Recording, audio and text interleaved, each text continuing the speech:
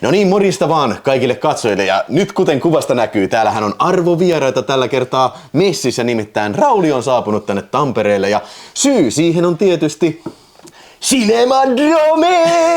Joo, ja nyt ollaan hilpeillä tunnelmissa tässä, koska tätä kun nauhoitetaan, niin on ensimmäinen päivä takana ja seuraava vielä edessä. Mutta kyllä, kuvataan vielä sitten sen jälkeen. Päivä alkaa lonkerolla. Joo, niin lonkero, onko tämä Prosecco lonkero? Okei, no niin, avaapa siitä sitten, niin päästään juttelemaan. Mutta tämän videon pointti on sitten se, että kerrotaan nyt vähän minkälaisia Drome-fiiliksiä oli tässä ja mitä leffoja siellä oli ja mitä kaikkea hauskaa tapahtui. Joo. Joo. Kyllä. Sillä laillahan tuossa Cinemadromessa, että on mukana järjestämässä sitä, niin sillä lailla siinä on tapana ollut, että jos sattuu hyvään saumaan, niin esitetään niin kuin perjantain avajaiselokuvana joku tämmönen ensi-ilta-elokuva sitten. Ja onhan näytetty tämmöisiä laatuelokuvia, kuten esimerkiksi Predator, Bad Lads, josta kaikki nauttivat täysin siemauksin. Mutta nyt sitten osui se aika sillain, ikkuna osui sillä lailla, että saatiin sitten esitykseen. Avaanko mä sullekin? Avaa vaan, kiitos. Saatiin esitykseen tällä kertaa ensi-ilta-elokuva Lee Croninin ohjaama The Mummy. Elikkä suomeksi Mummi. Mummi, joo. Elikkä tää on siis Blumhousen tuottama tämmönen kauhuelokuva, joka en tiedä pitääkö tää paikkaansa, mutta niin kun ehkä yrittää haistella tämmöistä franchise-tuotantoa sitten. Joo, siis kun Blumhouselta on tullut aikaisemmin se Invisible Man ja sitten Wolfman. Ja jos mä en ihan väärässä, siis kun on tullut tää Dracula Untold, mikä tuli niinku tyyliin 10 vuotta sitten, nyt sillä on tulossa jatko-osa tälleen niinku 10 vuotta myöhemmin. Mä en oo ihan varma, että onko se Blumhousen leffa, mutta siis mä kans niinku veikkaan, että tämmönen, tiedätkö, tää Classic Monster Universe, niinku, että tässä haiskellaan vähän tämmöstä samanlaista nyt. Joo, ja tosiaan ohjaajana oli tää justiin tämä kyseinen mestari, tämä mitä mä sanon? Lee Cronin. Ei Cronin, mutta Cronin. Niin. Ja se on ohjannut aikaisemmin jotain tämmöisiä tusina kauhuelokuvia. Muun muassa tämän Evil Dead Rising, jota en siis ole ikinä nähnyt. Joo, ja vitun paskaleffa. Joo.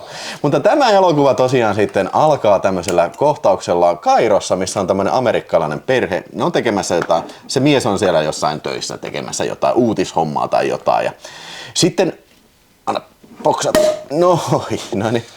Sitten tapahtuu kummia, nimittäin semmonen kummallisen oloinen nainen sitten kidnappaa tämän perheen tyttären siinä sitten.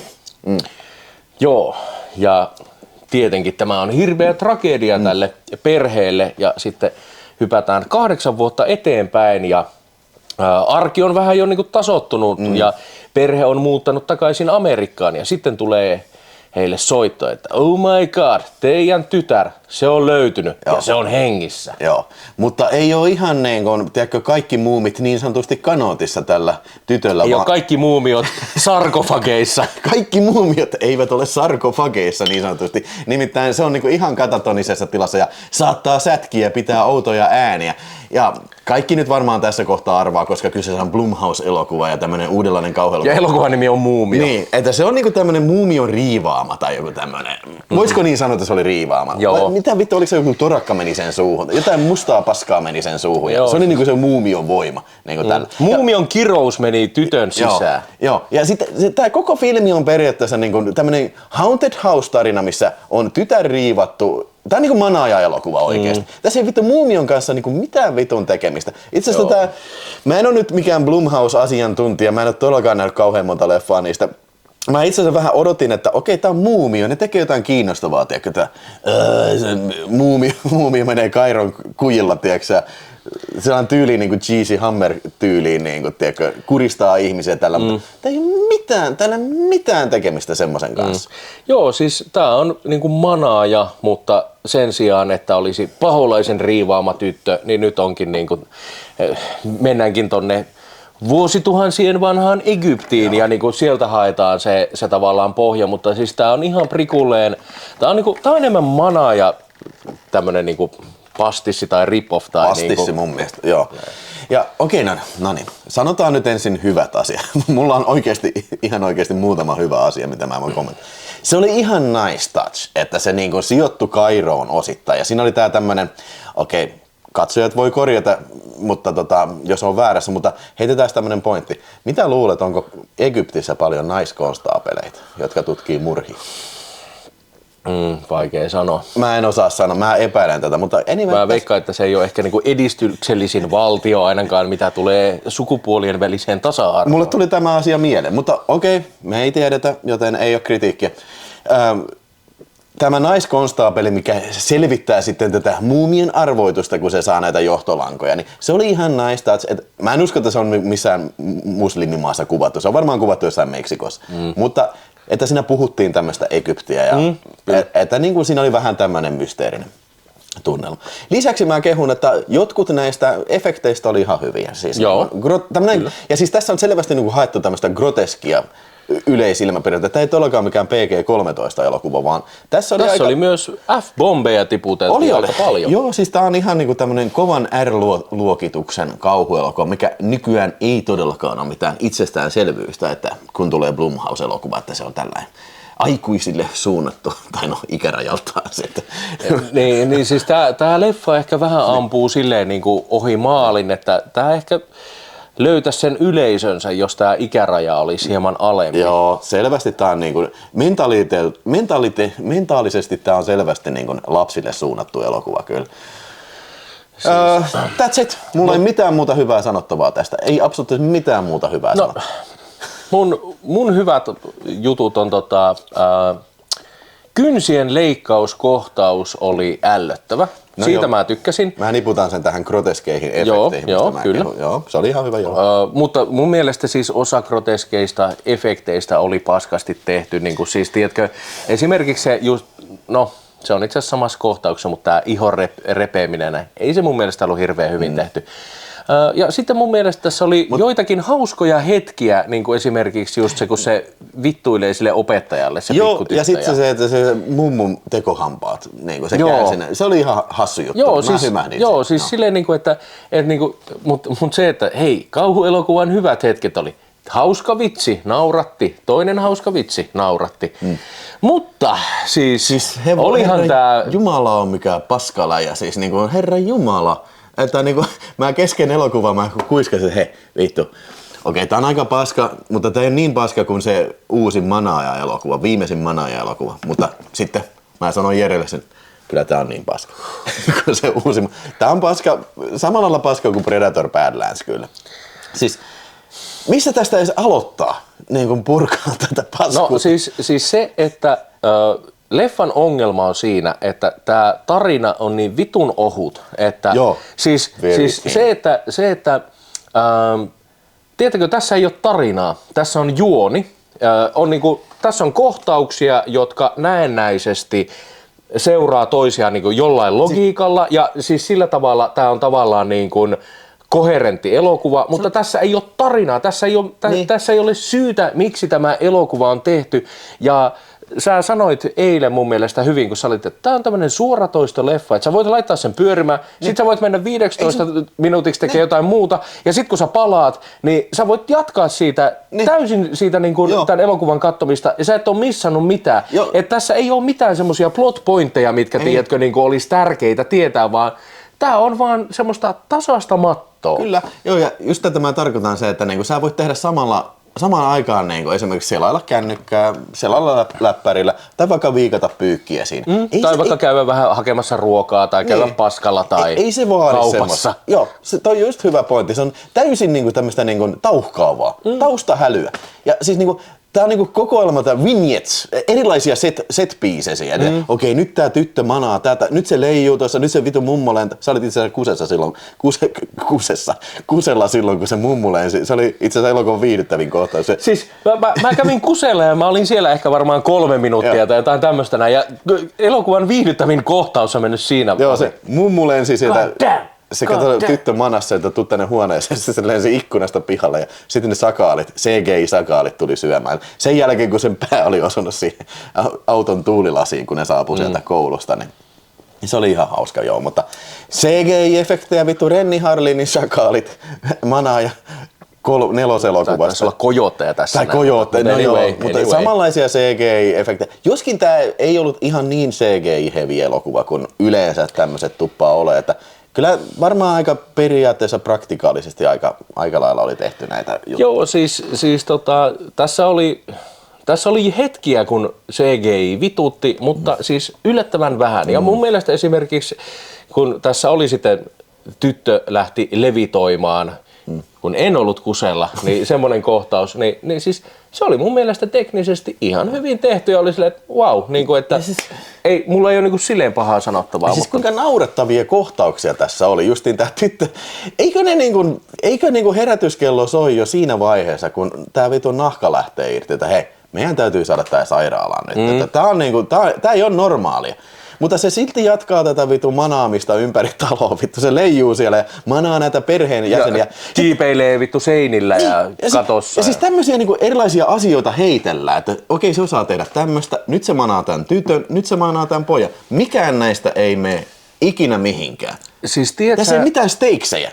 Mä en tiedä, mitä se edes haluaa tää vitun muumia. Mitä se haluaa? Mitä sen tarkoitus on? No nimenomaan, sekin vielä, mutta ehkä niin kuin, tiedätkö, tää tuntuu semmoiselta studioelokuvalta siis sillä tavalla, että okei, no niin, nyt me ollaan tehty Invisible Man, nyt me ollaan tehty Wolfman, meidän täytyy tehdä Muumia. Okei, mitä tässä voisi olla? Sitten siellä on, tiedätkö, niin kuin istuttu alas ja veetty ranskalaisilla viivoilla, niin kuin, että hei, tämmönen kohtaus tarvitaan ja tälleen. Ja sitten käsikirjoittajalle on sanottu, että kirjoitapas käsikirjoitus ja nämä on ne jutut, mitä tässä leffassa sitten tapahtuu. Ja sitten se käsikirjoittaja, ei vittu, no okei, mä alan tässä nyt niinku luonnostelemaan, että mä saan jokaisen, tiedätkö, niinku boksin ruksittua, että nämä on tässä elokuvassa. Semmoinenkin vaihtoehto mulle tuli mieleen, että siinä on Blumhousella niin on geneerinen tyttö riivattuna elokuva osa 3. Tässä on tää kässäri, niin koitetaan niinku soveltaa se tähän niinku muumiosapuun. Niin muokataan tätä. Niin, voisiko tää olla? Että me saadaan katsoa The Mummy siihen. Että me ei saatu manaajan oikeuksia, mutta meillä on tää manaaja niinku käsikirjoitus. Niin. Voisiko tämän muuttaa? Joo. Mutta siis tässä tosiaan ongelmana on se, että kun tää elokuva ei kerro mistään. Tässä ei ole niinku oikeesti, tässä ei ole mitään tarinaa. Ja niin kuin sä sanoit, ei ole steiksejä. Siis tässä oli yksi kohtaus, missä niinku, siis mulla oikeasti oli, että hei, tää muistuttaa jo elokuvaa, kun on se mummo hautajaiset. Ja sit kun on vähän silleen niinku, että on niitä vieraita ja on niinku, se perheellä on salaisuus, se tyttö on niinku teljettynä sinne yläkertaa omaan huoneeseen, niin on vähän, tiedätkö, silleen, niin kuin, että no, me yritetään tässä nyt vähän niin kuin pitää näitä hautajaisia ja niin kuin hostata meidän vieraita, mutta samaan aikaan on silleen, että meillä on salaisuus ullakolla tyyppisesti, niin on silleen, että hei, tässä on jo jännitteitä ja tämä muistuttaa oikeaa elokuvaa, tätä tämän pitäisi olla. Mutta tämän elokuvan tekijät eivät osanneet ottaa tästä ideasta mitään, ei yhtään mitään irti. Ei yhtään mitään, tämä on niin kuin laiskinta paskaa, mitä mä oon pitkään aikaa nähnyt.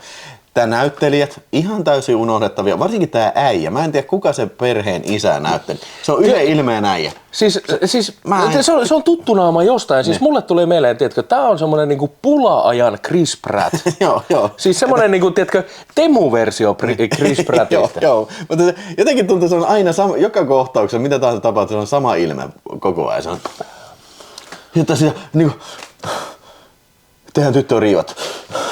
Saatana. Mitähän tässä teki? Ja siis, 2 tuntia 13 minuuttia. Tässä on niinku puoli tuntia. Tunti liikaa. Tää olisi voinut olla tuntia vartti. Joo. Ja siis vittu kuinka naurettava tää viimeinen niinku tää epilogi siinä oli. Vittu kuinka naurettavaa paskaa niinku. Olen unohtanut jo. Joo, siis se, että no hei. Jos te ette halua spoilaantua, niin hypäkkää tästä niinku 20 sekuntia eteenpäin. Mutta se on sillä, että ne ottaa sen riivatun miehen, kun se tietysti ainahan tää toimii näin, että siirrytään, tiiäksä, henki siirtyy toiseen ja mies uhrautui sitten tyttärensä puolesta. Se jotenkin ne vie sen sinne Egyptiin ja sitten ne niin kun, tätä käyttäen ilmeisesti tätä riivattua miestä, se usuttaa sen hyökkäämään sen naisen kimppuun, joka tämän alunperin sitten kidnappasi. Miten tää edes on mitenkään järkevää tai mahdollista? Niin kun, mä olisin halunnut nähdä elokuvan siitä, kun ne vie sitä lentokoneella sitä riivattua äijää, tiedätkö? No niin, lähdetään Egyptiin. Räkii verta niin kuin muiden matkustajien päälle. Miten ne on tuonut sen kaaren? Miten ne pääsi sinne? Lentokoneet, ja ei voida laittaa normaalimatkustajien viedään se tuonne business-luokkaan sitten istumaan, niin saa olla rauhassa siellä.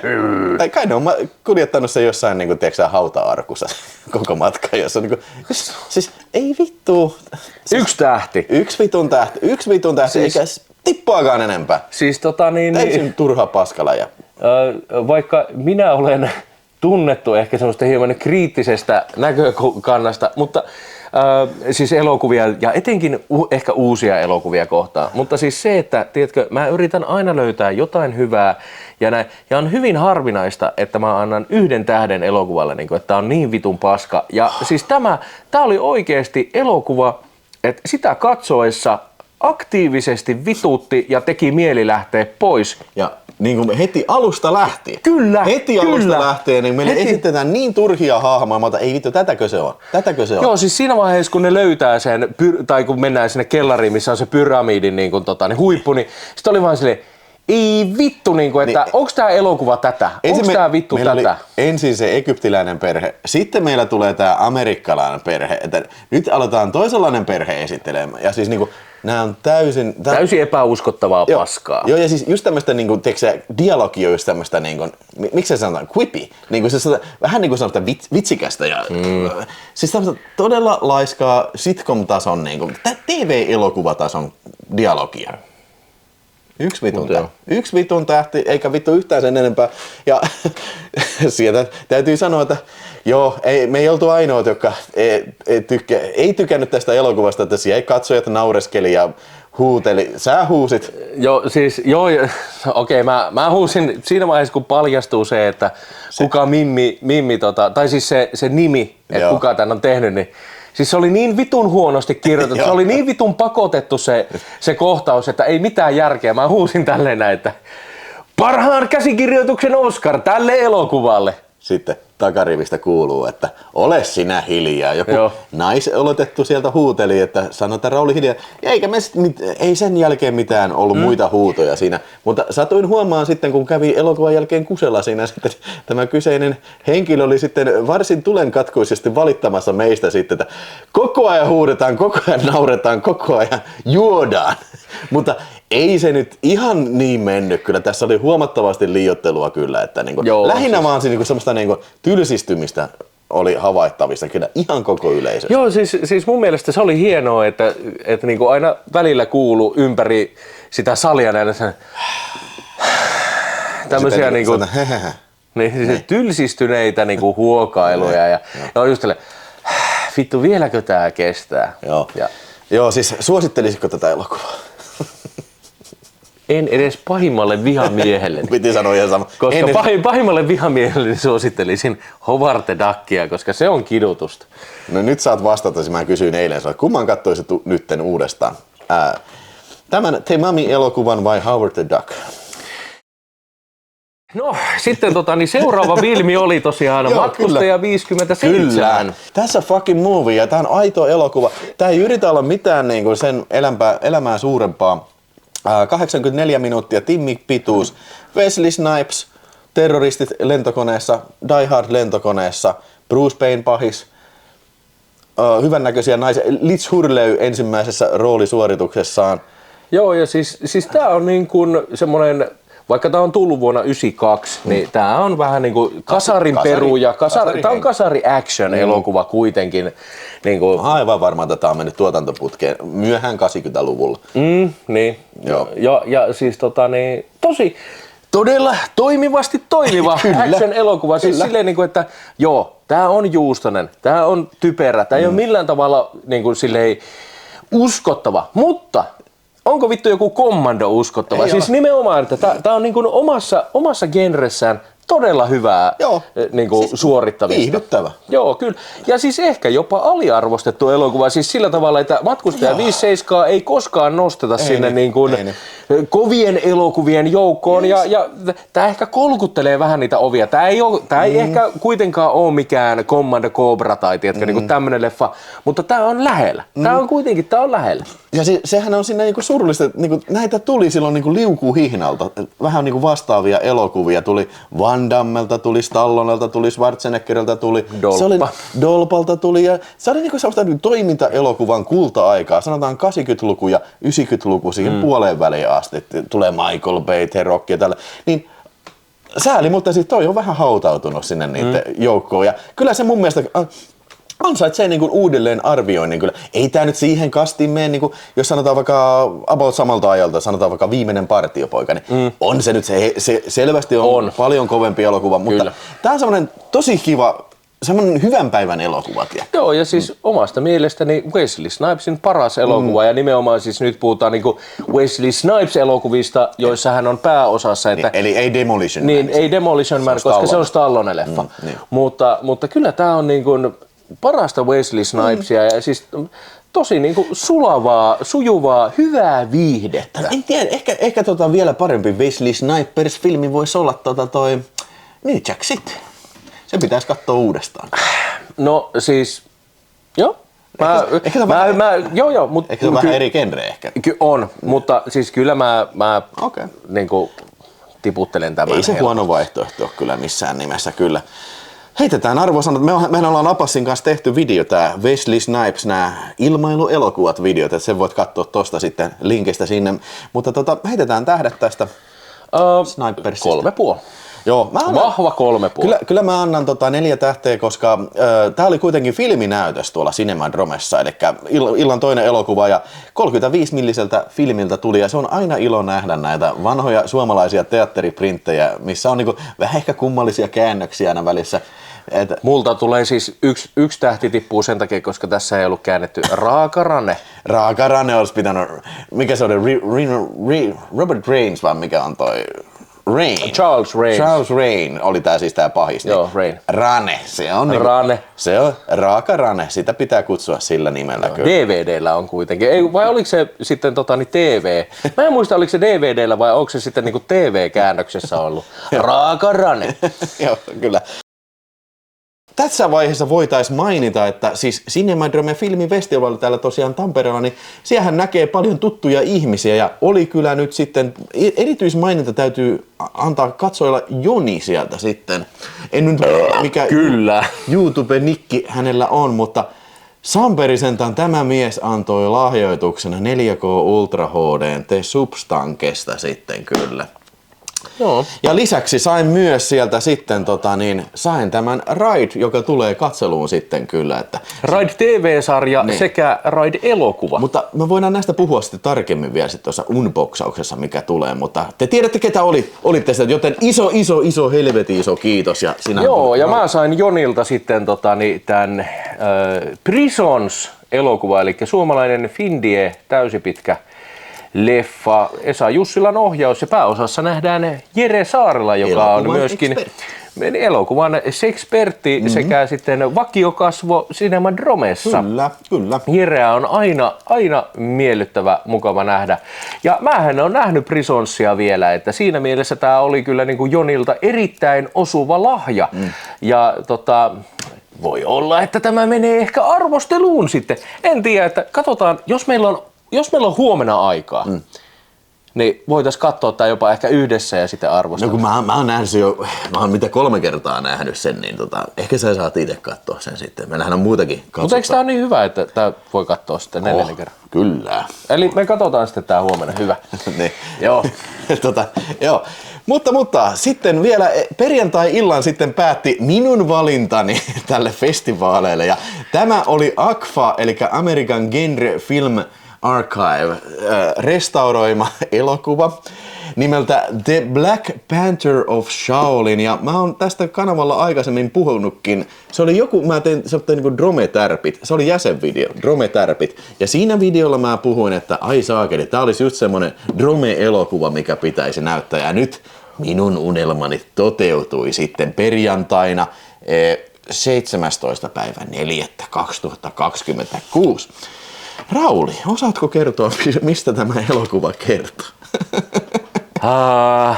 Tämä liittyy ihmiskauppaan ja oliko se sillä tavalla, että amerikkalainen nainen kaapataan Filippiineillä ja sitten sinne lähetetään joku tämmöinen ryhmä niinku pelastamaan sitä? Tämä on niinku todella confusing juoni. Siis mun mielestä tämä on nyt se niinku juoni, mutta loppujen lopuksi tämä elokuva, niinku, siis ei tämä keskity siihen, vaan tämä on kaikkea muuta. Kaikkea ympärillä tapahtuu. Niinku, hahmoja ilmestyy, että who the fuck is this? Ja sitten niin kun, hahmot käyttäytyy kummallisesti. Esimerkiksi onko siellä sitten joku tämmöinen Tukholma-syndrooma, Helsinki-syndrooma tapahtunut siinä, kun tämä nainen niin yhtäkkiä... Helsinki-syndrooma. Lainasin vähän Die Vähän Die Hard. niin, kun se nainen rakastuu tähän kidnappaajansa sitten. Ja tämä niin ei mene mihinkään, mutta tämä oli vain yksi esimerkki. Mitä kaikkea ihmeellistä tässä tapahtuu. Tässä näyttelee semmoinen karate-ekspertti kuin Leo Fong, jotka muistatte ehkä elokuvasta Blind Fury tai sitten toi Enforcer from the Death Row. Niin. Ja vittu mikä tukka sillä oli muuten. Sillä oli cool letti. Sillä on joka leffassa sama, se on pitänyt tyyliin. Siis jos sillä olisi vähän tuuheempi niinku kuontalo, niin, ja se värjäisi sen valkoiseksi, niin se on tietenkin Spaceballsissa niillä äijillä, kun on ne valkoiset kypärät siellä Death Starilla tai mikä onkaan, niin kuin samanlainen tukka. Siis aivan niin kuin, mä olin vaan silleen, holy shit, niin kuin, että jos toi Javier Bardem kommentoi tuosta No Country for Old Menistä silloin aikoina, että oi vittu kun mulle leikattiin se tukka, niin mä vaan katsoin, että ei vittu mä en saa naista kyllä, niin kuin, ei vittu en ikinä näin, niin tää oli vielä niin kuin hirveämpi tukka. Joo.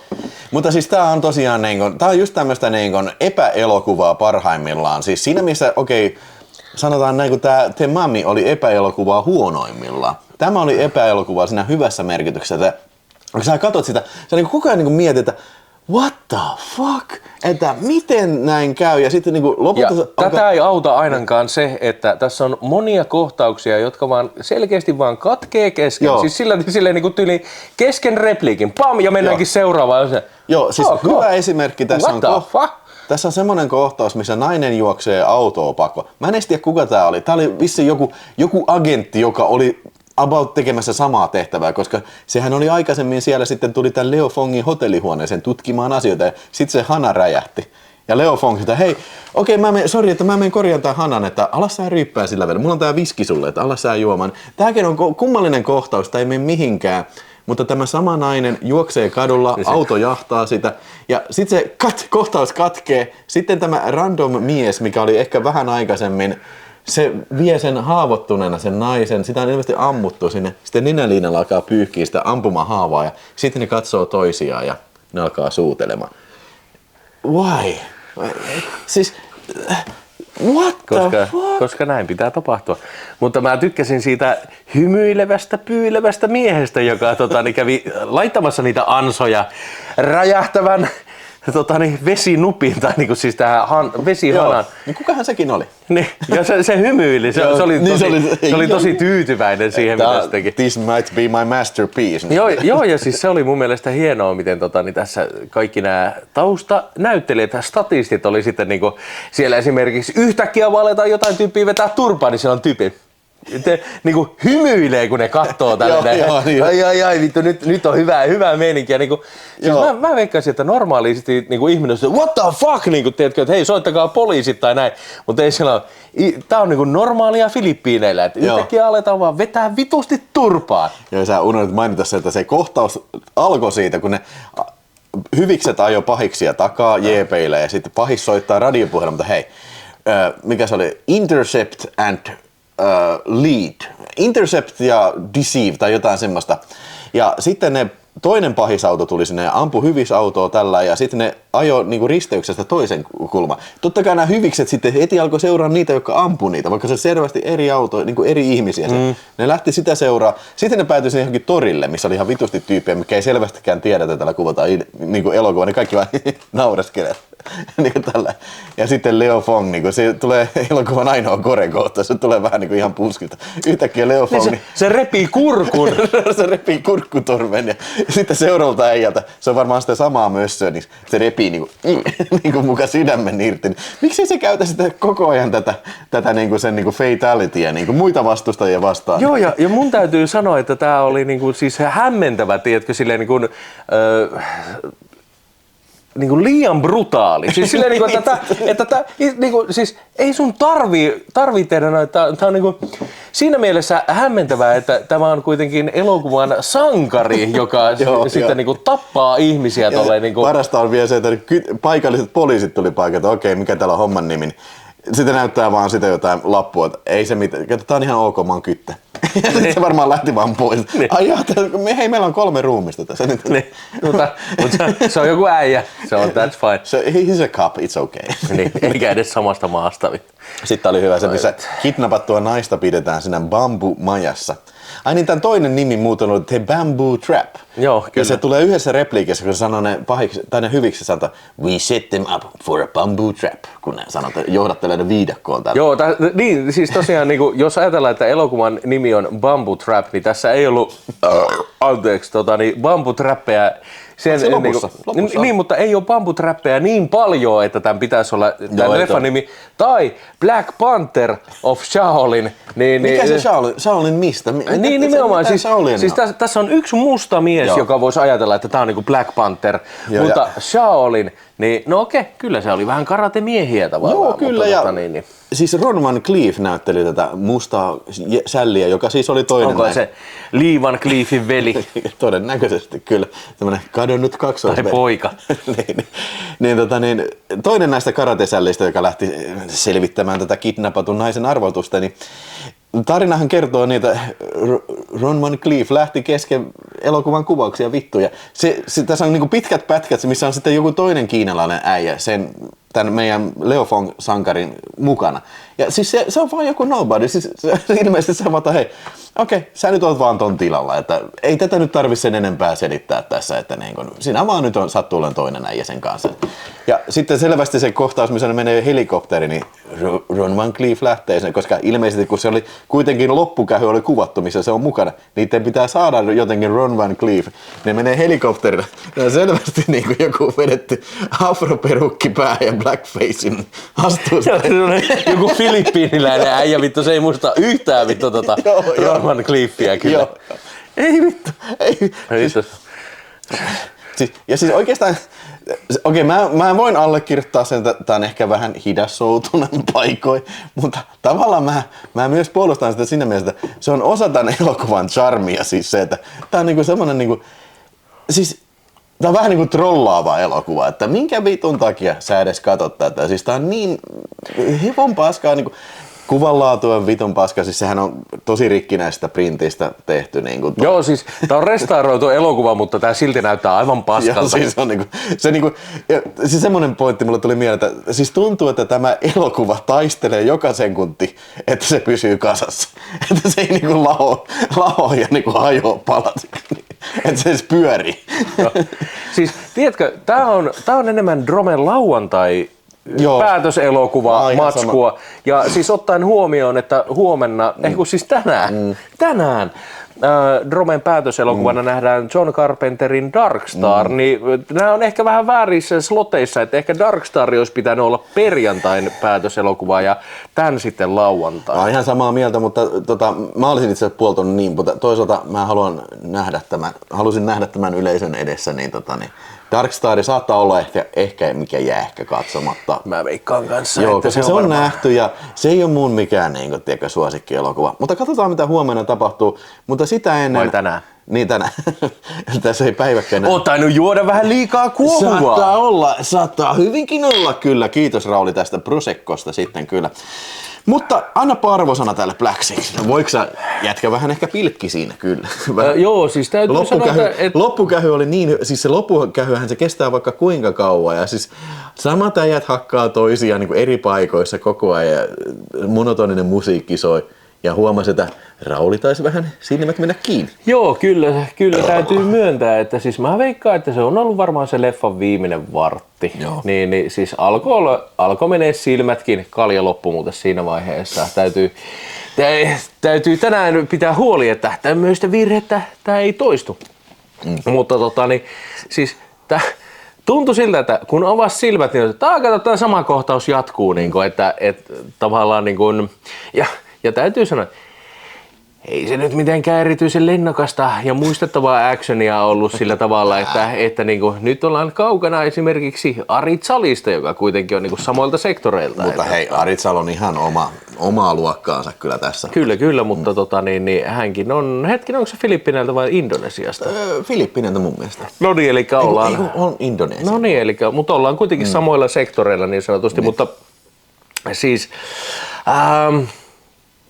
tällä on tosi vaikea antaa niinku arvosanaa, koska siis tiedätkö niinku on silleen, että tämä on tietyllä tavalla niinku menee silleen kalkkuna-arvoiltaan ja kaikilta tälle, niin kyllä tämä on kuitenkin 3,5-4 tähden elokuva, mutta toisaalta taas sitten niinku, siis tiedätkö viihdearvoiltaan, onko tämä loppujen lopuksi niin hyvä kalkkuna-elokuva kuitenkaan. Niin tää pyöri, siis tää on joku sellainen tiedätkö, turvallinen 3. Joo, siis tää on vaikea pala niin sanotusti arvostella. Ja mulla on tämmönen niin kuin logiikka tässä, että niin kuin, okei, sanotaan näin. Henkilö, joka tosiaan pistää sen pyörimään sen The Mumin suoratoistosta ja kattelee sitä, on tää ihan hyvä, niin kun se pistäisi tämmöisen pyörin, niin ei se pystyisi kattelemaan sitä. Se olisi okei, 0 tähteä. Siis sellainen niin perinteisin arvoin, niin eihän tää ole minkään arvon. Mutta toisaalta taas, koska tämmöisiä elokuvia ei nyt mun mielestä voi arvostaa perinteisin arvoin, niin siis omassa luokassaan tää on niinku what the fuck meininginä. Tää on se 5 tähteä. Onko tää parhaimpia niinku tämän tyylisiä elokuvia? Ei varmaankaan. Niitä on paljon parempia vielä, mutta kun tässä on niinku tosi vaikea niinku hakea semmoista skaalaa, tiedätkö? Joo, ja miten siis sä niinku arvostelisit oikealla tavalla tämmöistä? Tiedätkö siis se, että okei, se on nyt ilmiselvää, että tämmöistä elokuvaa ei voi arvostella niin kuin samalla tavalla esimerkiksi samalla asteikolla tai samoilla tämmöisillä niin kuin, mikä tämä oikea sana nyt on, mutta siis niinku, kriteereillä, kun esimerkiksi vaikka Matkustaja 57 tai The Mumia. Mutta siis loppujen lopuksi, voiko tätä myöskään arvostella samalla tavalla kuin vaikka Harttikettu Havaijia? Ei mun mielestä, siis vaikka nämä molemmat on roska-elokuvia, mutta siis ei näitä voi kuitenkaan, nämä on kuitenkin eri ball game. Tai tiedätkö? Aritsaalia. Siis tässä just päästään siihen, että niinku ehkä Aritsaalia voisi, se on kuitenkin, se on kuitenkin mun mielestä paljon lähempänä kuin, tai jos ajatellaan niinku just tämmösiä, tiedätkö, niinku Harttikettu Havaiji, Samurai Cop tai Dangerous Men, mitkä on niinku, kaikki on mun mielestä 5 tähden roska-elokuvia. Tää ei ole niinku siinä mielessä roska-elokuva, vaan tää on niinku C-luokan kalkkunaa tietyllä tavalla. Okei, niinku vaikka The Room, mikä on yleisesti tämmönen tunnustettu huonon elokuvan klassikko, Plan 9 from Outer Space, Dangerous Men, mikä myös esitettiin Cinemadrome Festalla. Se on hyvä Se oli hyvä. Sitten vaikka Miami Connection. Joo, se on hyvä. Harttikettu Havaiji. Nämä kaikki periaatteessa on sama roska-genre, mutta voiko sä vertailla näitä kauhean hyvin keskenään? En. Niin. Se on vaikea. Se justi, että tää on ehkä semmoinen asia, mitä pitää vielä miettiä. Ja mä uskon, että siellä esimerkiksi Nalle Virolainen aikanaan, kun teki sen roska-elokuvakirjan, niin ne on miettinyt näitä juttuja. Mä en ole vieläkään kuullut definitiivistä tämmöistä arvottelua niin kuin tämän tyylisille elokuville. Kyllä. Joten pistä hei katsoja sieltä kommentti, jos tulee mieleen. Sitten vielä, ennen kuin lähdetään tämän päivän seikkailuihin, niin mihin sitten mentiin, kun leffa loppui? Ai niin, okei, se oli se. No joo, siis 0 tai 5, joo, siis kun mä haluat. Niin. Mutta lähdettiin seikkailulle siitä sitten niin kuin elokuvien jälkeen, että tulihan siellä iso porukka Cinemadrome-jengiä, että mentiin tonne Riski Business-niminen baari tuossa Hämeen kadulla sitten. Yökerho, joo, ja sehän on tunnettu siinä, että siellä on jotain elokuva-aiheista memorabilia, mitä mä en ole ikinä nähnyt. Mutta kyllä siellä soi semmoinen kasarityylinen musiikki kyllä ja vähän tämmöinen leffatyylinen. Kyllä siellä oli joitakin niin kuin leffoista tuttuja biisejä. Esimerkiksi mun mielestä eikö siellä Stuck in the Middle with You, eli Steelers Wheel vai mikä se on. Mutta kuitenkin siis tuttu biisi tuosta Quentin Tarantinon elokuvasta Django Unchained siinä, kun Samuel L. Jackson leikkaa Leonardo DiCaprion korva irti, niin se on siinä soi se biisi. Et suotta ole totuus elokuvasta. Mutta joo, siis täytyy kyllä sanoa, että ei meidän varmaan tänään tarvii mennä riskibisnekseen. Siis riskibisneksessä parasta oli se, että ei ollut liikaa jengiä, ei tarvinnut jonottaa liikaa tiskille ja sai niinku istua rauhassa, että oli niinku tyhjä baari. Siitä minä tykkäsin, mutta muuten ei tarvii mennä. Siis ei ollut hirveän hyvä mesta. Se oli hyvä puoli kanssa se, että niinku sai tosiaan istua rauhassa, eikä tullut koko ajan niinku hirveästi naisia niinku siihen juttelemaan. Mikä on aina meillä normaalisti. Yleensä se on sillä lailla, että hei, te olette niitä YouTube-leffa-äijiä. Joo, hei, puhutaan leffoista. Niin, kaikki naiset aina tulee silleen, niin kuin, että hei, puhutaan leffoista. Niin, Rauli, haluatko sä...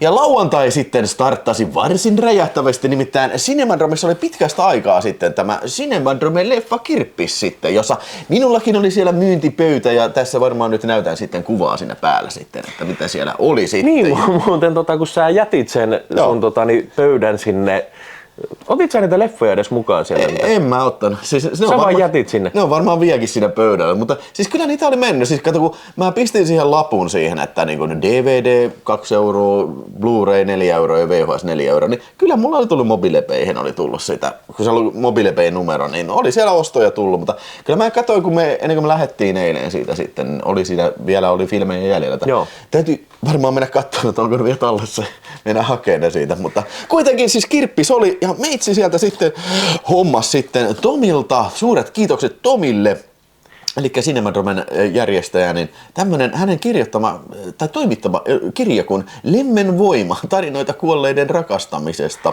Siis mua harmittaa, että mä en tajunnut, mä siis näin kun sä ostit ton ja mua harmittaa tosi paljon, että mä en niinku siinä hetkessä, tiedätkö, niinku itse sitä ostanut.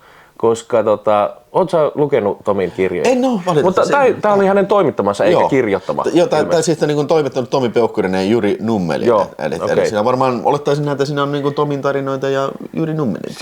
Siis mä oon lukenut Tomilta ton Kovaa peliä 2. Ja parasta on se, että nimenomaan kirjan nimi on Kovaa peliä 2 ja Kovaa peliä 1 ei ole, vaan se on hauska. Se kertoo leffan tekemisestä tai leffan tekemisestä. Se on oikeasti, se on sleazy, se on todella härski. Minä nautin kyllä tämän kirjan lukemisesta ja se on semmoinen, että joskus ehkä siitä voisi jopa tehdä elokuvasovituksen. Se on Tampereelle. Kenties sitten Lemmen voimastakin voisi tehdä sitten joku Necromantic-tyylisen suomalaisen elokuva. Hei, sitten Jereltä ostin sitä, elokuvaekspertti Jereltä ostin tämmöisen sliparilla varustetun 88 Filmsin aasialainen elokuva kuin Magic Cop, Steven Tung Vai-film. En ole nähnyt, mutta joo, kyllähän honkkarit aina tulee katsottua siinä. Ja jonkin sortin action-filmi sitten näyttäisi olevan yllätys. Fantasia-elementtejä, jne. Kyllä, ja sulla oli kans siitä sitten... Joo, mä sitten tein kanssa ostoksia. No ensimmäisenä voisi näyttää tämän, mitä mä sitten...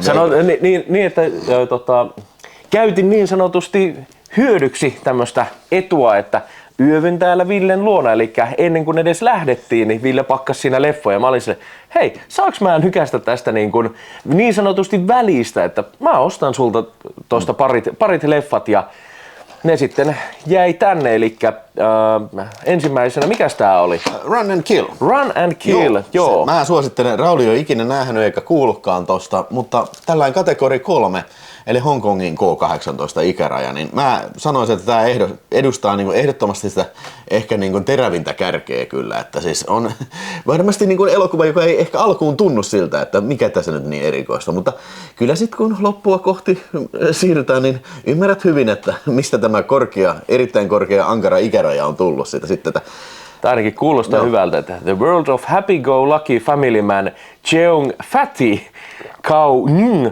comes crashing down when he drunkenly orders a hit on his cheating wife. Okei, tää kuulostaa ihan hauskalta. Joo, siis kyllä mä luulen, että sä tulet tykkään siitä. Että toivottavasti katso sen pian ja kerrot, mitä olit mieltä siitä. Joo.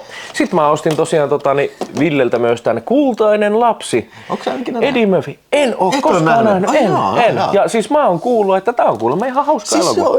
Ei se nyt mikään klassikko ole, mutta siis kyllä se mun mielestä mainettaan parempi on. Että siis se oli hirveä, tai ei se nyt edes ollut hirveä floppi, mutta siis semmoinen yleensä Sitä pidetään yleisesti niin kuin huonona elokuvana, mutta ei se mun mielestä ole. Se on vähän kummallinen elokuva. Siis sillä, että mä muistelen, että Karo kehu tätä. Joo. Mulla on tämmönen muistikuva. Siis tarkoitan sellainen kummallinen, että niin kuin Eddie Murphy on pois elementistä ja se lähtee Tiibettiin, mihin suurin osa elokuvasta sijoittuu sinne Tiibettiin. Okay. Joo, kato se. Kyllä mä sä varmaan tykkäät siitä. Joo, okei. Sitten tuli ostettua Lars von Trierin En ole nähnyt yhtäkään. Europe Trilogy. Joo, siis itse asiassa ihan sama, eli täällä on Element of Crime vuodelta 84, Epidemic vuodelta 87 ja Europa vuodelta 91. Ja siis niin kun, täytyy siis myöntää, että mun Trier-tietämys alkaa vasta näiden elokuvien jälkeen, koska mun mielestä Idiootit se on kyllä myöhemmin kuin 91. Se on Ysärin alkuu tai puoliväliä. Joo, siis mulla on kanssa niinku Idiotit on varmaan aikaisin niinku Lars von Trieria, jonka on nähnyt. Se on Krypknull! Se on ihan paras. Joo, siinä on kyllä hieno, siis mä tykkään miten Lars von Trier tykkää shokerata ihmisiä ja vaikkakin kyllä nämä menee aika lailla siis osaksi ehkä vähän sitten semmoisen niinku nimenomaan shokkiarvon kalastelun tai tämmöisen niinku tiedätkö, yritetään olla niinku shokeraavia työntämällä esimerkiksi vaikka penetraatiokuvia sinne elokuvan väliin ja näin, mutta siis en mä tiedä, mä tykkään sen niinku röyhkeydestä. Täytyy kyllä sanoa, että se oli joku katsoja, joka lahjoitti sen, mikähän se elokuva oli? Se oli se, missä on Nicole Kidman, on toi Dogville. Joo, Dogville. Niin, okei. Mä pistin filmin pyörimään. Sitten, varmaan ensimmäisenä sille, ei vittu, onko tää tämmöstä? Joo, se on niinku kuvattu, onko sä nähnyt sitä? On. Joo, siis se on kuvattu sillä lailla, että se on kaikki niinku kuvattu jossain liidulla piirrettyissä lavasteissa. Joo, siis jos te ette ole nähneet kyseistä elokuvaa, niin siis se on niinku, vähän niin kuin teatterin lava ikään kuin, siis, että siellä on musta backdroppi, kaikki on mustaa. Joo. Ja sitten lattiaan todellakin on niin kuin liidulla tai valkoisella, niin kuin, että tässä on talo, siinä on niin kuin talon reunat ja tässä on oviaukkoja ja tähän tyyliin. Ja nämä kaikki näyttelijät, niin he näyttelevät aivan kuin tässä olisi oikea talo tai tähän tyyliin. Niin. Mä pistin sen pyöriin ja sitten katsoin, ei vittu, siis mitä tää on? Tyylillisesti hyvin kummallinen tai oma operäinen. Mä hyppäsin sitä joku 5 chapteria eteenpäin. Ei vittu, se on vieläkin samanlaista. Siis koko leffa on tämmöistä vaan. Ja sitten mä pistin, että kauan tää nyt kestä. Siis jumalauta, tää on melkein 3 tunnin elokuva. Hei, okei, poikki. Siis ei, se on oikeasti hyvä leffa. Mä tykkään. Mutta mä en ole nyt, en yhtään ole niinku, not in the mood for this. Joo, ja siis täytyy sanoa, että Lars von Trierin elokuvat ehkä niinku, muutenkin on silleen niinku, että no okei, kun Idiotit, se oli aika helppo elokuva kuitenkin loppujen lopuksi, vaikka se muuttuu rankaksi siellä lopussa niin kuin henkisesti rankaksi. Siis mun mielestä House That Jack Build on ihan loistava. Siis The House That Jack Build, niin mielestäni se on ehkä Trierin silleen, niin kuin, on mielestäni myös paras ja siis helposti lähestyttävin tai semmoinen niin kuin eniten viihteellinen tai tämmöistä ehkä suurta yleisöä kosiskeleva elokuva ainakin mitä mä oon nähnyt, mutta ehkä tämä riittää Lars von Trieristä, hieno ohjaaja. No niin. Sitten Kuoleman kentät, eli The Killing Fields, joka tää sijoittuu ilmeisesti Kambodžaan. Vuonna 1973, eli täällä on nämä punaiset khmerit, jotka sitten Pol Potin johdolla käsittääkseni harjoittivat siellä semmoista niin kuin kansanmurhaa. Tämä ilmeisesti kertoo siitä sitten tietenkin jonkun amerikkalaisen, onko tämä niin kuin toimittaja sitten se hänen silmin. En tiedä, en ole nähnyt, mutta siis on kuullut tosi paljon. Tämä oli muistaakseni Jereltä. Joo. Ja sitten ostin myös Child's Play 1, 2 ja 3. Ja itse asiassa, tiedätkö, tilanne on se, että ainakaan näitä 2 ja 3 niin ikinä en ole nähnyt. No, et on menettänyt. Joo, et on menettänyt yhtään mitään. Mä oon käsittänyt näin. Ja mä oon nähnyt kyllä sen Bride of Chuckin joskus way back when. Ja se taisi olla enemmän jo niinku semmoista niinku komediaa. Joo, se Kremlins henkistä komediaa. Joo, siis se täytyy sanoa, että ne on huomattavasti parempia niin sitten nämä niinku 2000-luvun jatko-osat. Oikeesti? Joo, kyllä. Okei. Siis mä olisin siinä niinku pistetään niinku amp up the gear, tiedätkö, että niinku se menee balls to the boss crane. Mutta joo. Cool. Ja sitten taisi olla herra, jolta ostin ton Trier-boksin, niin hän kysyi sitten, että hei, haluatko sarjakuvan kaupan päälle? Ja oli se, näytti erittäin, no tää on täysin iskemätön, niin kun pakasta vedetty hyvässä kunnossa oleva ja tälle Bakseman ylipainoisen hahmon ritarit. Onko toi edes Suomen? Mutta siis ja kysyn, että onko herra itse niin taiteilija? Kyllä oli. Ja minä sain sitten myös nimikirjoituksen tähän. Tohon noin. Mä otin sitten tämän tämän lipukkeen tänne näin, mutta siis lue se vaikka nyt kun lähdet junalla, bussilla lähdet Hesaan takaisin, niin luoppa se siinä vaikka sitten. Joo, siis tästä lähtien olet jätetyttöläinen. Jätetyttöläinen, kiva. No niin. Mutta joo, anyway, supersankari sarjakuva ja näin. Mutta joo. Se oli Kirppis siinä sitten ja sitähän me mentiin siinä niin kun Kirppiksen jälkeen mentiin sitten siihen syömään tohon huukkiin siinä sitten otettiin semmonen blatteri, missä oli ristikkoperunoita ja kaikkea tämmöisiä finger foodia siinä. Ja sakeli se oli, vähän meni tiukalle sitten, se kesti niin kauan, se oli ihan täynnä se mesta. Joo, ensinnäkin, että päästiin niinku pöytään ja sitten, että se ruoka tuli, niin siinä meni aikaa. Varmaan tunti siinä. Että lähemmäs. Niin, jotain semmoista, mutta kuitenkin ehdittiin ihan hyvin sitten vielä parahiksi sitten ennen hardboiletia ottamaan tequila-slammerit.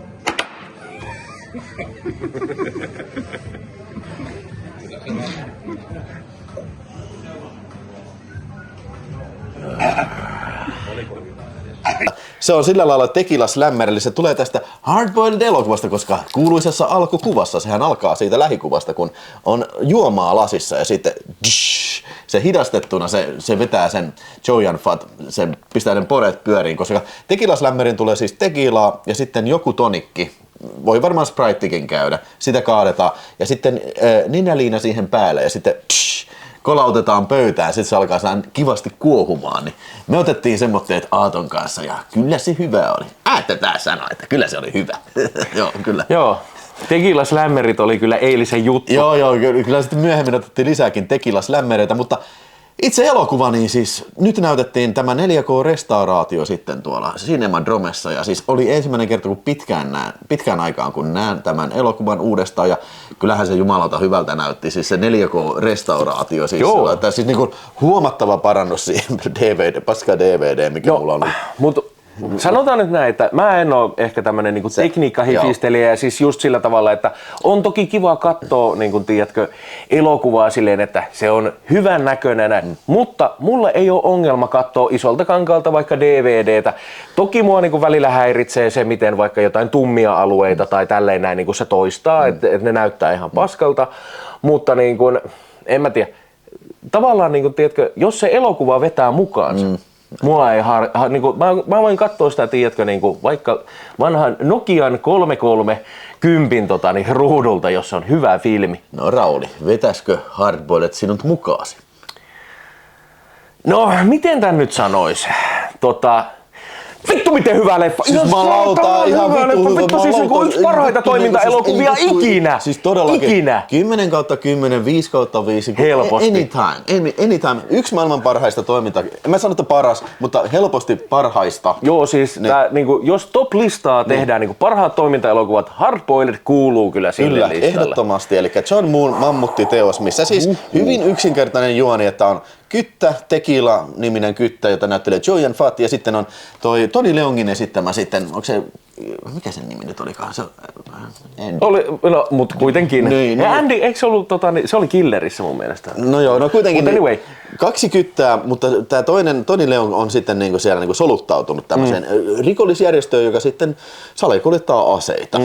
Ja lopulta sitten tämä käänteinen kautta sitten tämä sijoittuu melkein puolet elokuvasta siihen sairaalaan, missä niin, on siis se asekätkö. Asekätkö siellä niinku kellarissa ruumishuoneella. Joo. Ja siis niinku periaatteessa varmaan 50% tämän elokuvan kestosta on actionia. Siis siinä on 3 näitä tämmöisiä action set piece. On se alun se lintu teehouse. Se on oikeesti I love it. Se niinku pistää jo niinku siis pelkästään pohjat. Niin, siis just näin. Ja siis nimenomaan ensinnäkin se lintuhäkki, mitä Jo-Yun Fatti potkaisee siihen, se valepohja aukeaa ja siellä tulee aseet. Niin se on niinku, mä muistan kun mä oon nähnyt tämän joskus junnuna, niin ollut silloin jo vaan silleen, holy shit! Niinku, ja tommonen lintubaari ikään kuin, tai teehuone, missä niinku, ilmeisesti ne niinku myy lintuja tai tälleen näin. Se oli fun fact, kun mä katsoin tästä niin kuin extroja, missä oli haastattu. Se on oikea mesta ja se oli Hongkongin viimeinen tämmönen lintu teehouse ja se oli purettava. Siis se oli suljettu jo. Niin sen takia ne on niinku saanut pistää kaiken paskaksi. Se oli suljettu ja se niinku meinattiin purkaa se rakennus ja sitten Vu oli, että voidaanko me tulla kuvaan, että me saadaan ikuistettua, koska tää on niinku tärkeää Hongkongista historiasta. Ja toi on erittäin eksoottista tälleen niin kuin suomalaisesta näkökulmasta. Ihan helvetin upea. Ja jumalauta, mä tykkään siitä, kun siinä sitten Chow Yun-fat saa vähän jauhot naamalle ja sitten verta vaan roiskuu. Siis niinku kyllä tyly lopetus siihen. Se niinku, mun mielestä niinku missään länkkärielokuvassa ei ole että se ampuu aseettoman miehen. Julmasti telottaa sen vaan, koska se oli tappanut sen. Kuitenkin kyseessä on poliisi. Niin. Se vaan ampuu päähän sitä siitä. Koska miten Dirty Harryn lopussa? No joo, mutta siinäkin se... Oliko Scorpionilla aseet? Scorpion meinaa vetää, niin kun se sanoo... En mä muista. Mulla on liian pitkä aika, kun mä oon katsonut. No joo, kyllä. Anyway, kuitenkin. Kuitenkin, mutta sitten on seuraava iso setpi, se on siellä autoverstaalla, missä on näitä asetyyppejä siinä. Ja siis siellä kyllä niin malauta ne autot räjähtää, kaikki räjähtää, kaikki missä tässä ammutaan. Niin lennossa oleva moottoripyörä pumppuhaulikolle. Kiinnitetty huomioon, siis niin Vu on käyttänyt samanlaisia juttuja paljon tuossa Van Damme Hard Targetissa, sitten, mikä tuliko se sitten peräti seuraavana vuonna sitten vai 94, pari vuotta? Mun mielestä se on 93 leffa kuule jo. Niin, olisiko tullut heti perään, mutta siis on... Broken Arrow taisi tulla tyyliin, niin kuin, ei kun hetkinen. No joo, mutta kuitenkin, että niin kuin on samaa on käytetty. Kyllä, siis on näitä tämmöisiä niin kuin mustiin pukeutuneita motoristeja ja moottoripyörä räjähtää tollaan. Sitten on se ase, tiedätkö, mihin menee yksi niin kuin tosi iso kaliberinen ase, mihin menee se yksi luoti. Se pahis ammuskelee sen, mitä muuten näytteli Philip Wok on se äijä, joka on siis tehnyt stunttikoordinaattori. Okay. Se on siis taidokas äijä ja siis näyttelijä myös, että se on ollut Shaw Bros -elokuvissa on paljon. Käynyt vähän nostelemassa tossua siinä, äijän naama. Mutta joo. Ja sitten on tietysti sairaala, siis se mihin 45 minuuttia sijoittuu siihen sairaalaan ja lautasia ammutaan. Ja siis se, mä luulen, että sen takia tämä on aikanaan mennyt Suomessa kokonaan kieltoon, koska tässä on hirveä määrä niin kuin collateral damage. Siis tässä ammutaan niin kuin ihan sumeilematta niin kuin sivullisia uhreja, teekö? Sairaalan potilaita, vanhuksia, naisia, kaikki ammutaan. Kaikki räjähtää. Niin kaikki räjähtää. Ja siis tässä niinku, kuinka paljon menee ikkunoita paskaksi. Kuinka monta kertaa hypätään ikkunan läpi. Varmasti jonkunnäköinen ennätys kyllä. Niinku, mutta nautinnollista. Ja sitten niin tää, niin aina pitää mainita tää, siis se on se aivan mestarillinen, se yhden oton action-kohtaus. Eli siinä on semmoinen kohtaus, missä Chow Yun-fat ja sitten Tony Leung menee käytävällä, ammuskelee kaikki. Äijä lentää ikkunista ja seinät räjähtää. Sitten ne menee hissiovet kiinni ja tässä vaiheessa about minuutin ne niinku keskustelee ja latailee aseita ja näin, kunnes ne sitten niinku siirtyy seuraavaan kerrokseen, hissinovet aukeaa. Sama action kohta. Mennään taas käytävällä tälle. Ja yksi kuva. Niin, ja se on sillä lailla tehty, että kun ne menee hissinovet kiinni, niillä ei ollut siis 2 kerrosta siinä studiossa, vaan se, että sen aikana, sen minuutti mitä ne on siinä, niin sen aikana niin kuin tyypit siivoo äkkiä se ja panostaa uudet niin kuin siihen, että se on niin kuin eri kerros. Ja siis, se menee täydestä läpi. Wow. Siis niin kuin ainoa mistä sen ehkä huomaa on sille, että se lattia on vähän paskanen. Tiedätkö? Että siitä sen huomaa, että se niin kuin, sairaalassa varmasti olisi hieman kliinisempi, mutta siltikin täysin menee niin kuin läpi, että tämä on eri kerros. Se on muuten sanoi tuossa haastattelussa, se oli 4 ottoa otettu. Ja se on aina niin kuin päivä reset, että jos sä otat sen uudestaan. No aivan varmasti. Päivä kesti siinä välissä ja kun se oli toisen kerran ottanut sen, ja se oli, että ei vitsi, ei tää kyllä varmaan toimi. Mutta kuvausryhmä, siis Chow Yun-fat ja Tony Leung oli sanonut, että hei, että niin kuin, tehdään tää nyt oikeasti. Tässä tehdään hongkongilaista filmihistoriaa, että saadaan tää toimia oikeasti. No okei, tehdään sitä. Ja 4 kertaa. Kyllä. Meni putkeen. Meni putkeen paitsi. Siis, niin se mä en tiedä, onkohan John Woo niinku itse huomannut sen missä vaiheessa, mutta siis tää on niinku mun mielestä mahtavaa, kun tässä mennään tosiaan yhteen tämmöiseen huoneeseen. Siinä on niinku varmaan joku tämmönen helpdesk tai joku tämmönen näin. Siis ja nää 2 jätkää ampuu ihan vitusti jengiä ja porukkaa lentelee sieltä ja kuolee ja näin. Ja sitten siis ammuskelutaukoa hetkeksi, niin sit vaan yksi äijä niin, tulee vaan sieltä ja kaatuu maahan, niin on silleen, että okei, tässä on todennäköisesti ollut se, että tiedätkö, niin kuin jommankumman sankarin olisi pitänyt vielä ampua, tai sitten, että sen tyyppi olisi pitänyt kaatua aikaisemmin, mutta kuitenkin, siis se näyttää siltä, että se äijä vaan kuolee ja siinä ei ole mitään syytä. Mulla on tähän teoria. Ehkä se ampui itseänsä. Se katsoo, että ei vittu, nämä jätkät, ne varmaan tappaa. Ei, siis mä en siedä enää tätä jännitystä. mutta hyvin, siis tääkin on just semmonen, että mukaan mikä tavallaan niinku naurattaa joka kerta aina se, niin kato tota jätkää, mistä vitusta tuli? Joo, ja sitten pitää mainita myös pahis, mikä on siis aivan loistava toi, siis Anthony Wong näyttelee tätä kusipäätä asedealeria. Vittu se on kyllä kusipää ja sitä ei paljon kiinnosta niin kuin ihmishenki kyllä. Se tappaa kaikkia. Kyllähän sille sitten lopussa päästään klimaksiin, niin se saa aika näyttävän niin kuin poismenon siitä sitten kyllä, kun ammutaan. Mutta se, että vaikka tässä on niin kuin toi Anthony Wongin ja sitten Chow Yun-fat tämmöiset niin kuin asialaiset näyttelijän powerhouseit, niin silti mun mielestä Tony Leung se vetää shown kyllä niin kuin, aina kun se on ruudussa. Siis tiedätkö, tässä elokuvassa tavallaan yksi, mitä mä olisin toivonut ehkä hieman enemmän, niin kuin, siis juonellisesti, mitä tää leffa olisi voinut... enemmän tisse. Enemmän maailman vanhimpia erikoistehosteita, eli tisse. No ei, mutta siis... kannalta. Mutta siis kun tää Tony Leungin hahmo, niin siis sehän kuitenkin, vaikka se on kuinka undercover-kyttäjä ja näin, ja niin kun hän sanoo tai väittää, että jotta hän ei paljastu, niin se joutuu tappamaan tyyppejä. Mutta musta tuntuu, se niin kuin vaikuttaa, että se nauttii siitä ehkä vähän liikaa. Joo, niin kuin, siis... että se tappaa niin kuin tarpeettomasti tyyppejä ja vaan niin kuin, mukaan niin kuin, pitääkseen huolen, että se ei paljastu. Siis, sehän niin se esitellään se hahmo, että sehän esitellään sillä tavalla, että se menee se kirjastoon ampuu se joku. Oliko se nyt tekemässä jotain sivubisnestä tai se joku se äijä. Niin se selvästi mun mielestä se nauttii tästä, kun se tekee tämän tapon sitten. Ja se ei ilmeisesti yrittänyt edes, niin kuin, että okei, miten me saadaan tää äijä. Mä oon niin kuin mukaan make him disappear tai jotain. Siis ehkä tässä leffassa olisi, tiedätkö, niin kuin, että jos tätä olisi pikkasen silleen niin kuin, jollain tavalla edes käsitelty. Että vähän ehkä niin kuin syvyyttä siihen hahmoon, että se olisi niin kuin, se ei itsekään enää oikein tiedä, että niin kuin kummalla puolella niin, se on. Just näin. Ja siis sillä tavalla, että tavallaan sillä voisi olla vaikeuksia. Ja vaikka tuossa lopussa, tiedätkö, niin Chow Yun-fatin ansiosta sitten niin kuin hänet vedetään takaisin. Tai, tiedätkö, niin jotain tämmöistä pientä. Mutta siis toisaalta tässä elokuvassa juoni ei ole tämän elokuvan niin kuin tärkein asia. Tämä on, niin kuin, ei todellakaan.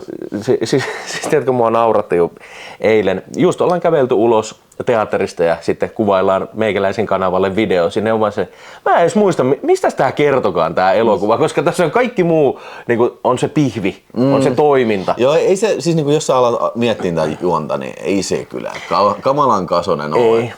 Mutta antaa mun mielestä hyvän viitekehyksen siihen, että tämä toiminta kuitenkin niin kuin tuntuu koherentilta ja siihen on syy, eikä se, että tämä olisi vaan niin kuin semmoista toimintaa toiminnan takia, mitä tämä on kyllä periaatteessa. Mutta siis upea elokuva, upea teos. Kyllä, erittäin paljon samaa mieltä ja tosiaan täydet pisteet tuli meiltä kyllä. Kyllä. Niin, mutta sitten oli pieni tauko ja sen jälkeen hän sitten alkoi Predator 2, joka nyt ei varmaankaan, uskoisin näin, että ei varmaan Videospace-kanavan tai Totuuselokuvas-kanavan niin katsojille ole mikään niin kuin tuntematon elokuva. Ihan loistava, siis 35-millinen filmiprintti, suomalainen filmiprintti oli tässä kyseessä ja mikä se oli? Paskanakki oli, shit happens. Joo. Paskanakki. Se oli siis hauskoja suomennoksia taas ja oli ilo nähdä Predator 2 filmiltä ja Isolta Kankalta. En ole ikinä nähnyt siis Isolta Kankalta Predator 2. Sama. Niin oli ilo nähdä ja siis kyllä mun mielestä tää on... Siis, en mä tiedä, kyllä mun mielestä ihmiset yleensä tykkää tästä, että tämä on hyvä jatko-osa. Siis musta tuntuu, että mä taas kuulun niin kuin siihen vähemmistöön, koska kun monet puhuu silleen, että Predator 2, Predator 1 ja 2, vitu hyvät leffat ja näin. Mun mielestä tämä 2 kärsii nimenomaan siitä, että se 1 on mestariteos. Niin tässä on tavallaan taakkana se, että automaattisesti kuitenkin, tiedätkö, niin kuin vertaa sitä niin kuin 1 ja tää on selkeä pudotus, mutta siis ihan viihdyttävä elokuva. Tää on tosi niin, mun mielestä tämä seisoo omilla jaloillaan kyllä. Niin tää on it's a different kind of beast. Sitten mä en oikein yleensä vertaa sitä kauheasti niin tuohon Predator 2. Mun mielestä se tekee just oikein siis semmoisen, kun otetaan tämmönen viidakkoelokuva, tämmönen saalistaja-elokuva siihen, niin mun mielestä se on hyvä askel oikeaan suuntaan, että pistää se kaupunkiin. Se miljöön vaihto, että se olisi ollut vähän tylsää, että se olisi ollut taas niinku viidakossa, se olisi ollut eri kommandoporukka tai sitten mahdollisesti joku... Joo, siis tää ei ainakaan niinku toista itseään, ja siis tykkään kyllä siitä, että tosiaan tää tekee oman jutun, ja sitten myös se, että kun aina pitää, tämähän on niinku siis sääntö, että jatko-osan pitää aina kertoa katsojalle jotain uutta. Ja näin niinku tutkitaan esimerkiksi niinku tätä Predatoria. Ja niin, mä tykkään siitä, että tässä ei ehkä ihan liikaa kuitenkaan niinku, tiedätkö, yritetä niinku sitä lorea jakaa katsojalle, vaan tässä niinku, just esimerkiksi Predator käyttää uusia aseita, mitä ei nähty edellisessä elokuvassa tai niin kuin näin, niin siis että tässä on, tiedätkö, tää on samaa, mutta tässä on jotain uutta. Paitsi, siis mä en tykkää sitä lopusta, mä en tykkää sitä ollenkaan. Siis mun mielestä se on myös elokuvan huonoin juttu on se loppu, tiedätkö? Se vähän niin kuin lässähtää, tiedätkö? Joskin mä tykkään, että nähdään se Predator aluksi, mutta se mistä mä en tykkää siinä on se, että mä en vittu usko siihen, että se alus voisi olla siellä maan alla. Miten kukaan ei ole nähnyt sitä? Miten se on mennyt? Koska se on mennyt sinne, niin kuin sinne maan alle? Että, hei, tämmöinen pieni niin kuin muutos siihen. Hei, check me out. Hear me out. Että, siinä kun Predator yrittää räjäyttää itseänsä, sitten toi Danny Glover vetää sen käden poikki ja sitten Predator tippuu siihen. Niin sen jälkeen voisi tehdä Predator, että UFO, se alus saapuu, niin sinne, koska tää on niin emergency evacuation, koska se meinasi räjäyttää itseänsä, mutta se ei pysty räjäyttämään, että se meni paskaksi se räjäytys. Joten ne haluaa ne Predatorit viedä sen niin kuin, toverinsa pois sieltä, ettei se tekniikka jää niin kuin, ihmisten käsiin. Esimerkiksi. Ja sitten Danny Glover hyppää siihen, johonkin laskeutumistelineeseen siihen ja menee sitten sinne sniikkaa sinne alukseen ja sitten ottaa sen matsin Predatorin kanssa. Semmoinen muutos. Joo. Sitten on niin 5/5. Mutta mun täytyy myös sanoa kyllä, että siis yksi mikä myös mua tässä leffassa ehkä vähän häiritsee verrattuna nimenomaan siihen edelliseen elokuvaan, että edellisessä elokuvassa huippukommandoja ja Arnold Schwarzenegger ja niin siis se on työn ja tuskan takana, että se voittaa niin Predatorin ja nimenomaan vielä se, että tavallaan hänen täytyy tulla sieltä niin kuin huipputeknologisesta ihmiskunnan, niin kuin, miten tämän, sori mä selitän ihan hirveitä paskaa, mä oon ryypännyt 2 päivää, mulla on krapula ja mun ajatus ei kuule. Niin siis se, että tiedätkö, niin kuin, hän joutuu tavallaan palaamaan sinne barbaari-aikaan, niin kuin, että yksinkertaisilla asioilla voitetaan tää avaruusolien. Mutta niin tässä Danny Glover, mä en usko siihen niinku hetkeäkään, että oli niinku nilkuttavasti juokseva oikeasti lonkkavikainen äijä, niin pystyisi päihittämään Predatorin. Predator ei vaikuta niin vaaralliselta tässä elokuvassa kuin mitä. Ja esimerkiksi se metrokohtaus, niin kuin tiedätkö, vähän silleen, niin kuin, tää on vähän... Goofy on ehkä väärä sana, mutta vähän tiedätkö semmonen vähän hupsu. Huselle justiin siinä tulee se metrokohta. Tosin tää elokuva ei ole mulle mitenkään älyttömän tuntematon. Niin, sä varmaan muistat tän, joo, mutta tää on eri tavalla, tää on hauska elokuva ja nimenomaan tää muistuttaa ehkä just tämmösiä niin kuin 80-luvun action-elokuvia ja 90-luvun alun action-elokuvia. Just silleen, tiedätkö, Steven Seagal, hetkinen, mikäs tää oli tää, missä kanssa oli ne veljekset, mitkä esittää, niin kuin, että ne on mukaan yksi jätkä. Vai oliko se toisinpäin? Se Mark Redford. Joo, niin, siis että jotain vähän samaa, tiedätkö, niin kuin tässäkin on. Sekin on muuten 20th Century Foxin tuottama elokuva, se on tullut samana vuonna, ja siinäkin oli jamaikkalaisia pahiksi. Siis, eli on aika paljon, mutta joo siis... Joku varmaan vihas yli kaiken jamaikalaisia 20th Century Foxin ne on aina pahiksi ja ne kuolee. Mutta joo, siis että on sen tyyppinen elokuva, kun taas mun kirjoissa, niin ensimmäinen Predator on ihan niin kuin, siis tiedätkö, silleen, enemmän silleen niin kuin uskottava. Vai, niin kuin, että ei tarvitse katsoa samalla tavalla kasarijuustolasit silmille. Joo, ja tuskin kukaan väittää sitä, että tämä olisi parempi kuin ykkönen. Ei tietenkään ole. Siis se on instituutio. Se Pistä kommenttia tuohon alas, jos oot sitä mieltä. Mutta siis Predator on niin kuin semmoinen klassikko kuten Alien. Että niin kun, ei sitä kukaan kiistä, etteikö se ole niin uniikki asema. Mutta onko tämä niin hyvä kuin Aliens jatko-osa Alienille? No, ei ole. Ei millään kyllä siihen yllä, mutta oikein hyvä elokuva ja mä tykkään tästä tunnelmasta. Mä oon aina tykännyt tästä. Tää tuntuu hikiselle elokuva. Ja tiedätkö mikä tässä on jännä? Mä oikein pistin merkille. Tää tuntuu, että tää on ahdas elokuva. Tää tuntuu, että tää on hirveän klaustrofobinen. Siis joka paikka on täynnä ihmisiä. Siinäkin hyvä esimerkki tässä on se baari, mihin se Danny Glover on siellä selaakse jotain, mitä lehteä vai mitä se selaa tässä, ja se Bill Paxton tulee sanoa sille joku. Se on ihan täynnä se baari, niin kuin sellainen tyyli ihmisiä on tällä lailla. Ja se on metrossa, kaikki on vitu ahtaasti. Poliisilaitos on ihan täynnä niin kuin porukkaa. Niin tää tuntuu hikiseltä ja ahtaalta ja klaustrofobiselta, vaikka ollaan niin kuin avoimissa tiloissa. Ja juuri sitä varmasti on haettu. Kyllä. Joo, kyllä. Ja siis niin kuin, ihan sama kuin ensimmäisessäkin Predatorissa, niin tavallaan se viidakko on niin kuin yksi elokuvan hahmoista kyllä, ikään kuin. Niin tässä on vähän niin kuin asfalttiviidakko. Joo, asfalttiviidakko. Ja todellakin siis se, että tässä on erittäin hyvin luotu se, että vittu täällä on kuumaa. Ja niin kuin hyvin luotu se fiilis. Tulevaisuuden Los Angeles. Tulevaisuudessa. Vuonna 1997. Joo, 97. Miksi se pitää näillä niin noin lähelle niin elokuvan tekoaikaa? Että miksi se vaikka vaan... Ja miksei voi vaan olla vaikka, että Los Angeles muutama vuosi eteenpäin, tai niin kuin, tiedätkö, lähitulevaisuudessa. Niin, iso miin. No ei vaan. Mutta joo, kyllä mä annan 4 tähteä. Aina tykännyt kyllä ja ei siitä mitään. Se on viihdyttävä, erittäin viihdyttävä toiminta-elokuva. Toki Hardboiled on enemmän viihdyttävä, mutta se oli 4 tähteä kyllä. 3,5. Multa tulee 3,5. Joo, kyllä. Niin sitten ei menty katsomaan sitä Dark Staria, niin kuin vähän uumoiltiinkin tossa, että ei jaksa nyt. Mä en tykkää kamalasti Dark Starista, ihan suoraan sanottuna. Että siis, mä tiedän, että monet tykkää siitä, se on semmoinen goofy, John Carpenterin eka leffa, goofy tämmönen tieteiselokuva. Mutta siis mun mielestä se ei ole hyvä komedia elokuva. Ja siis, onko sitä tarkoitettu loppujen lopuksi komediaksi? Siis, kun musta tuntuu, että sitä on alettu varmaan tekemään vähän vakavampana elokuvana, mutta sitten kun ne on, eikö se ollut jotenkin tunnin mittainen vai 50 minuuttia? Joo, sitä lisennetty. Niin, koska siis John Carpenterin koulutyö. Ja sitten kun ne sai sen valmiiksi, ne yritti saada sille levittäjää löyti sen, mutta sitten levittäjä oli silleen, että hei, tää on hyvä leffa, laitetaan tää ulos, mutta tää on liian lyhyt. Niin, elokuvan pitää olla pidempi. Joo. Ja sitten on kuvattu lisää ja ilmeisesti ne pallojutut on nyt mitkä on taas sitten sitä goofia osastoa. Ja se on mun mielestä itse asiassa sen elokuvan mielenkiintoisinta ja parasta antia.